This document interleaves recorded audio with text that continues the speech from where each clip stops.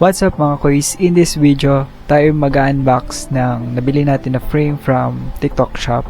Siya yung Marcos Titans 29er pero meron din siyang 27.5.